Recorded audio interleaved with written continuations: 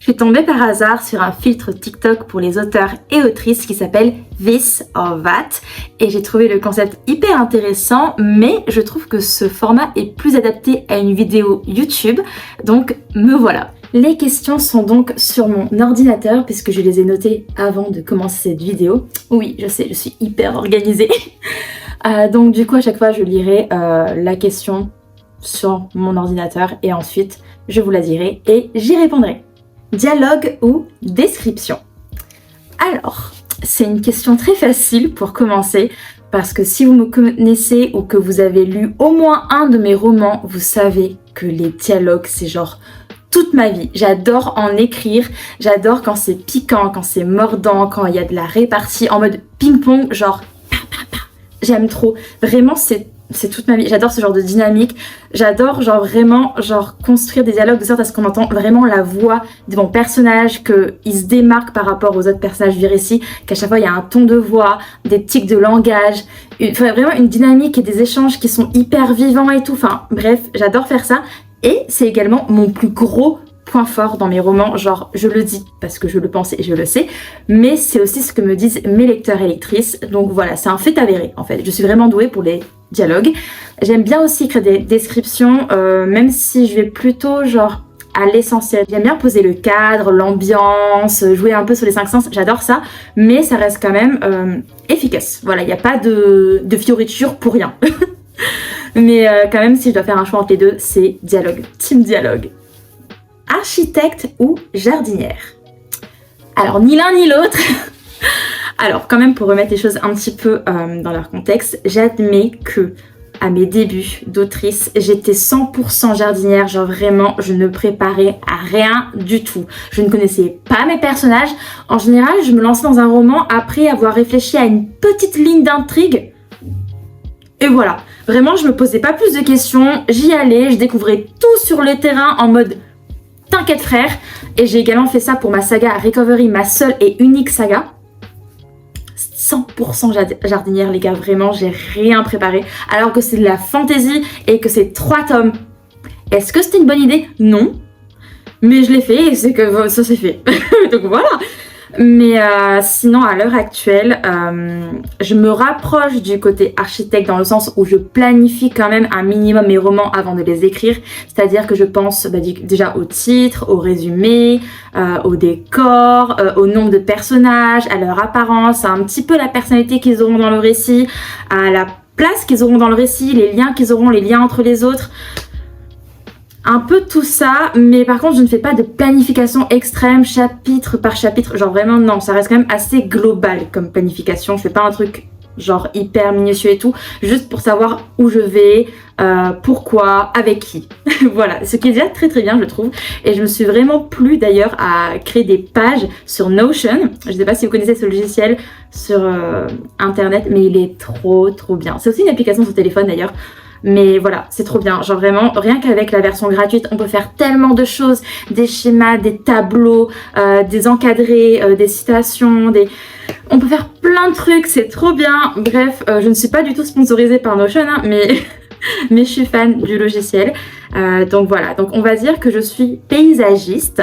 C'est un mot que j'ai entendu une fois sur TikTok ou Instagram, je sais plus trop.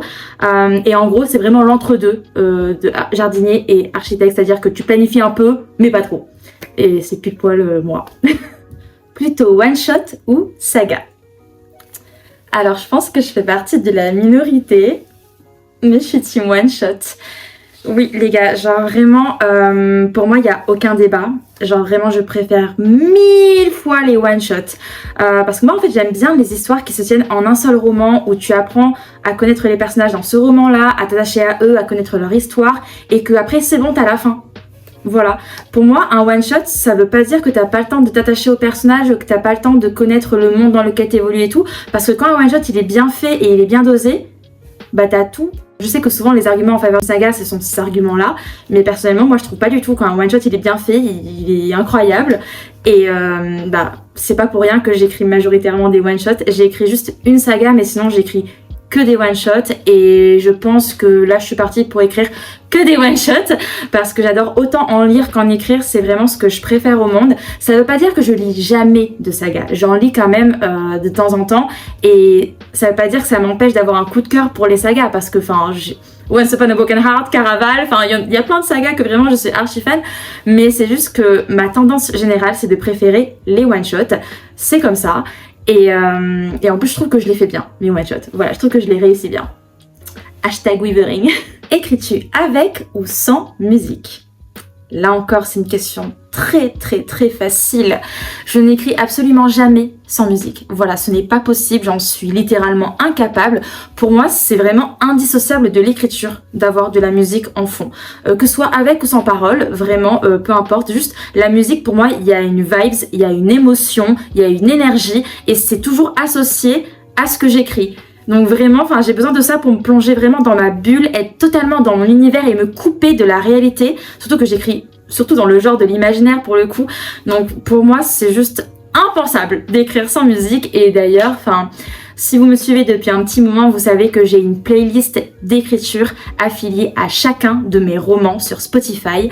Vous pouvez aller voir sur mon profil Spotify qui est dans ma bio d'ailleurs.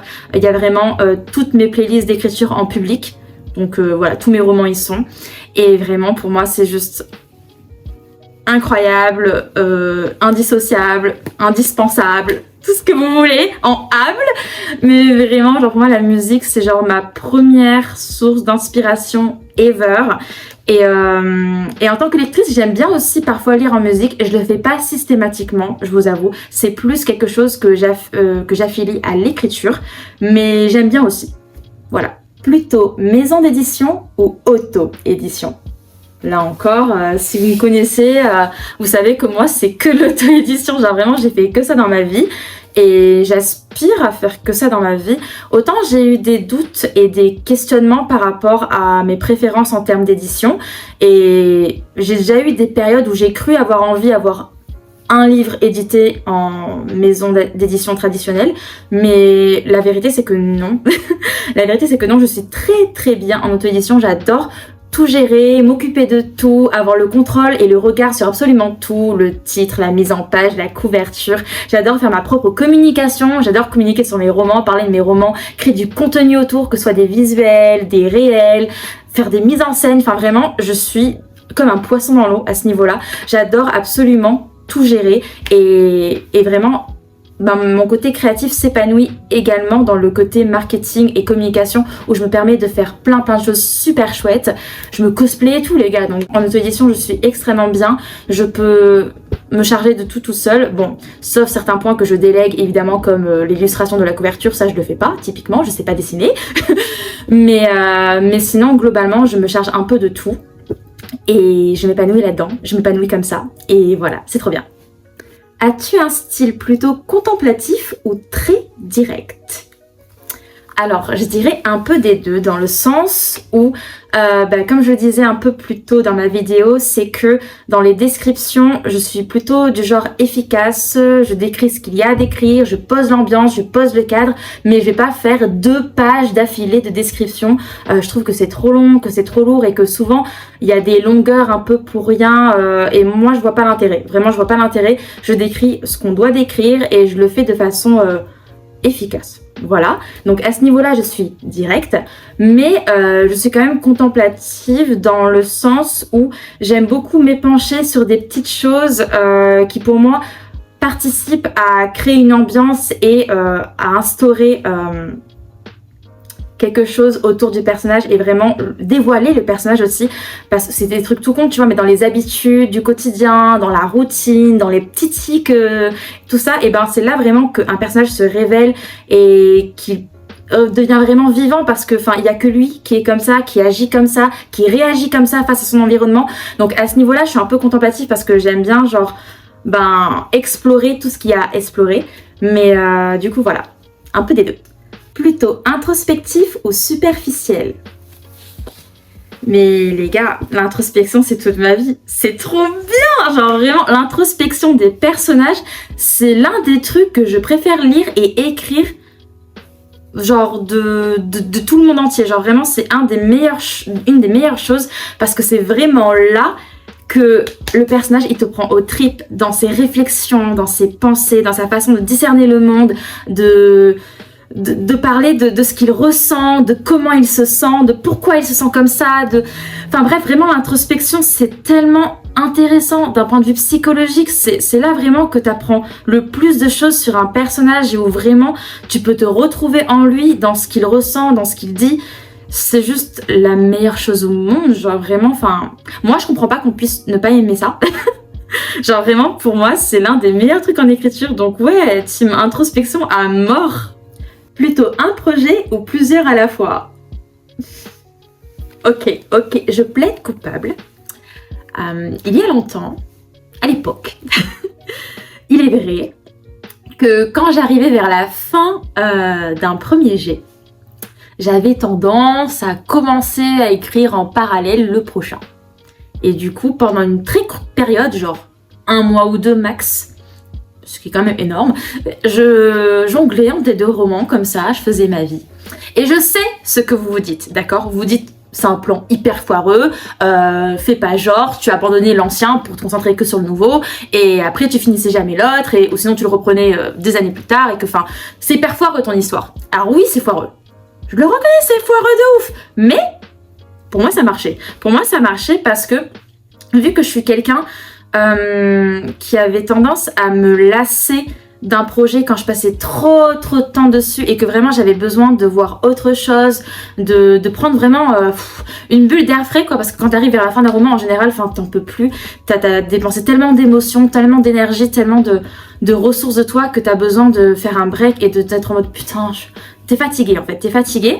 Du coup, genre commencer le prochain, ça me permettait de retrouver un petit peu ce petit souffle de l'écriture, de la passion, de l'effervescence du début et tout. Et du coup, ça me refilait également l'énergie nécessaire pour terminer le roman d'avant. Donc en général, ça se passait très bien. Je finissais l'ancien, je commençais le nouveau, puis je me concentrais que sur le nouveau quand l'ancien était terminé. Et je faisais ma vie comme ça, et ça se passait très bien.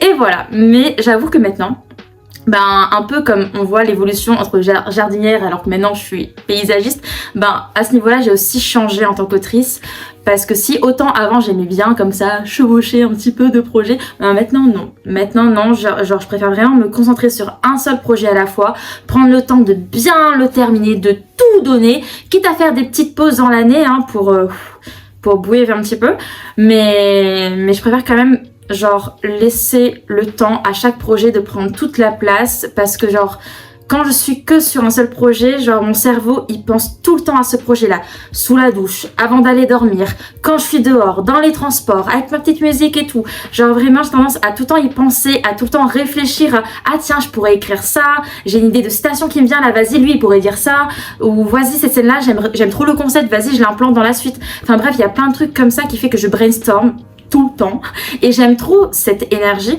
parce que ça me permet aussi de ne jamais être bloquée, genre je suis toujours en train de réfléchir en arrière-plan à des trucs, donc je suis jamais vraiment bloquée dans mon histoire, juste je prends mon temps, et voilà, je prends mon temps, et c'est très bien. Donc typiquement LJDA, mon 6e manuscrit, à l'heure actuelle d'ailleurs il est en bêta lecture, et je vais bientôt entamer la seconde réécriture d'ici l'automne.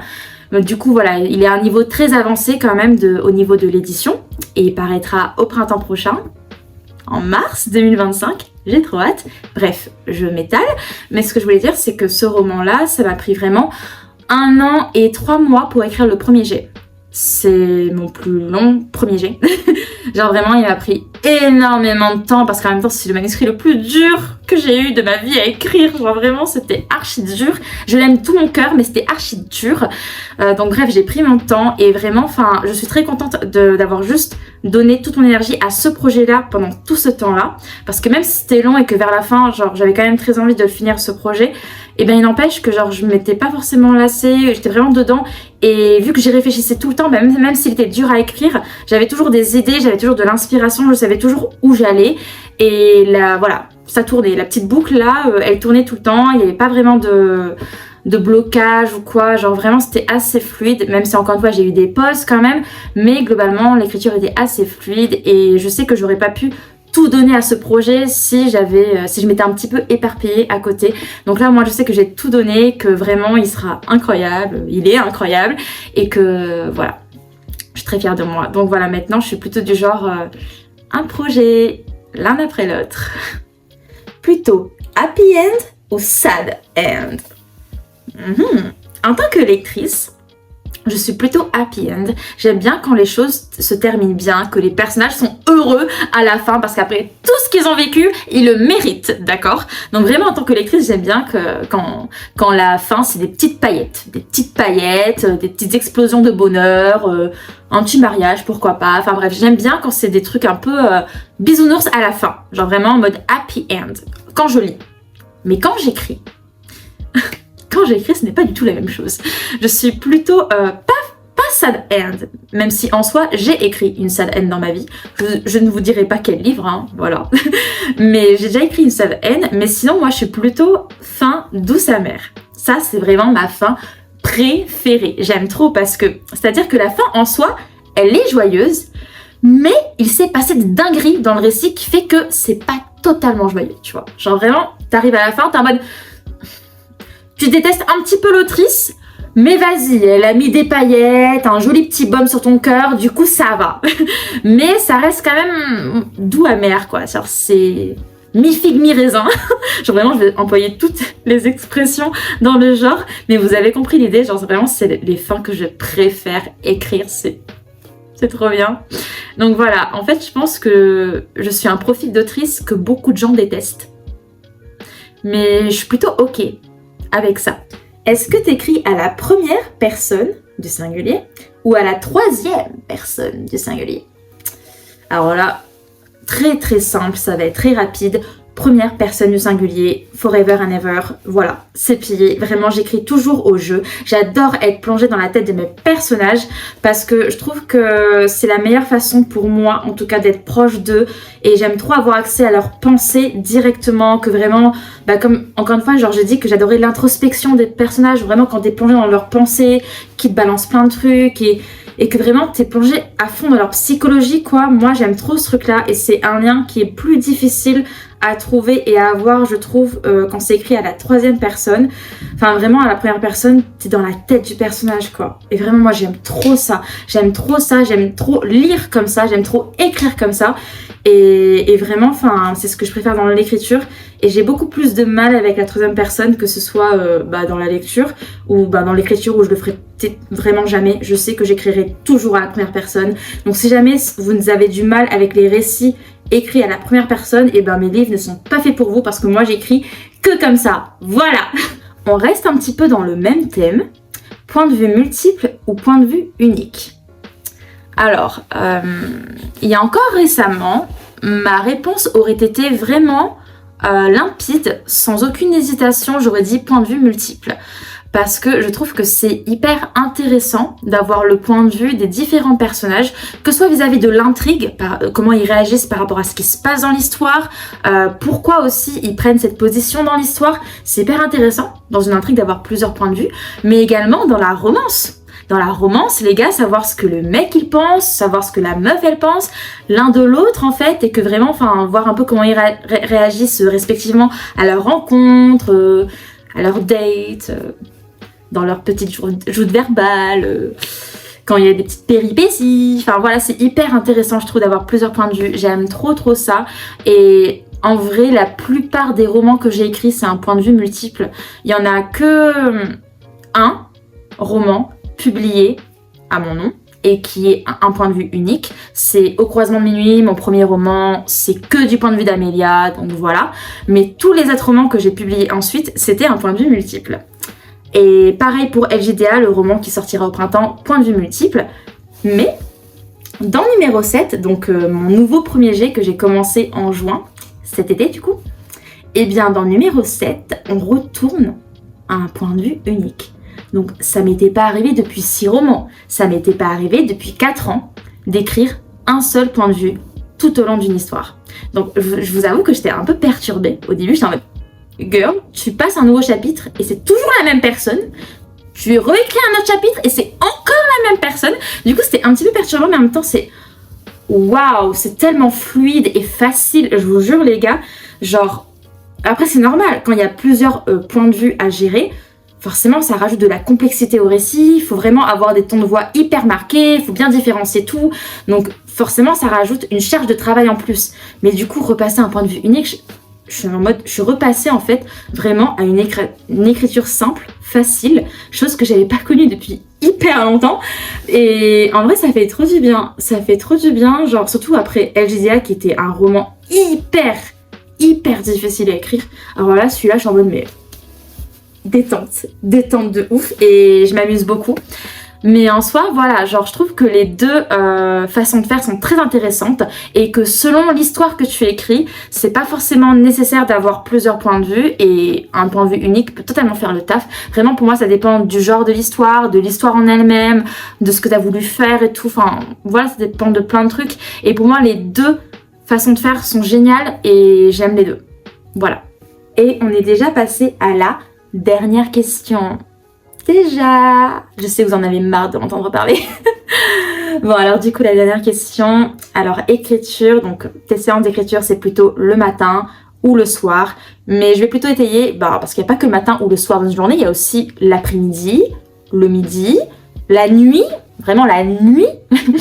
Donc en soi il y a plein de moments dans la journée possibles, mais du coup pour répondre quand même la plus juste possible à cette question, le matin, en fait, je suis plus dans un mood de relecture, corriger ce que j'ai écrit la veille, me remettre un peu dans le mood et tout. Donc, c'est plus cette phase-là que je fais le matin. Sinon, l'écriture pure et dure, c'est surtout le soir, voire carrément la nuit, parce que moi, j'aime trop commencer des séances d'écriture genre à 23h et après écrire jusqu'à 1h, 2h du matin et vraiment juste laisser mon inspiration s'épanouir, et sachant que genre vraiment la nuit il y a un peu cette ambiance de t'es toute seule, genre c'est silencieux, c'est calme, genre le monde s'endort alors que toi tu te réveilles et ton inspiration se réveille.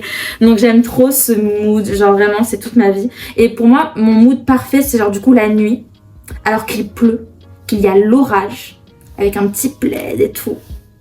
Parfait, vraiment c'est mon idéal d'autrice, j'aime trop. Mais du coup voilà, genre clairement, genre l'écriture pure et dure c'est plus la nuit du coup. Et voilà, ce sera tout pour cette vidéo. C'est rare que je fasse des vidéos qui ne sont pas des vlogs sur cette chaîne, parce que les vlogs c'est trop bien et que c'est vraiment ce que je préfère faire comme contenu. Mais parfois j'ai des idées comme ça qui me viennent pour d'autres concepts, donc je les fais. Voilà, j'espère que ça vous aura plu autant que moi. En tout cas, moi j'ai trop aimé répondre à ces petites questions et je trouve que c'est hyper intéressant. Ça vous permet vraiment de mieux me connaître en tant qu'autrice, ma façon de faire, ma façon de voir les choses et tout. Donc voilà, c'était trop cool. Et sur ce, je vous dis à très vite, du moins aussi vite que possible, pour une prochaine vidéo, sûrement un prochain vlog. Voilà, des bisous.